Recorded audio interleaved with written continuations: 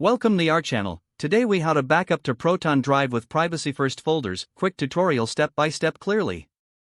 To start backing up to Proton Drive, first, ensure you have a Proton account. If you don't have an account, visit the Proton website and sign up for a new account. Once you are logged into your Proton Drive, navigate to the dashboard. On the dashboard, you will see options to create new folders and upload files. To enhance privacy, consider creating a new folder specifically for your backup files. Click on the New Folder button and give your folder a relevant name. Now that your folder is created, let's move on to uploading your files. Click on the folder you just created to open it. To upload files, look for the Upload button and click on it. A file selection dialog will appear. Choose the files or folders you want to back up from your device. After selecting, click Open to start the upload process. You will see a progress indicator showing the status of your uploads. Once the uploads are complete, your files will be securely stored in Proton Drive.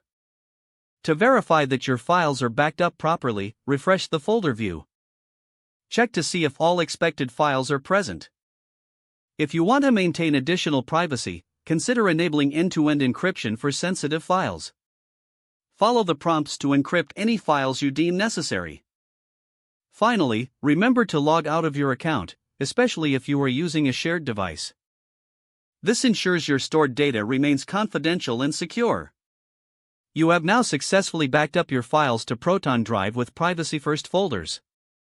If the page does not load, refresh the browser or try again in a private or incognito window.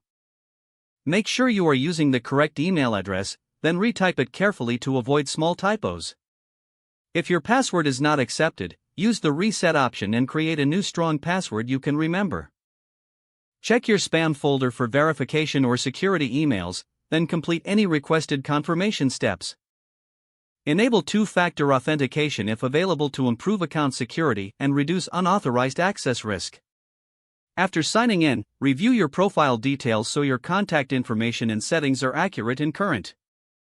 If you see an error message, note it down and try again after restarting your device and internet connection.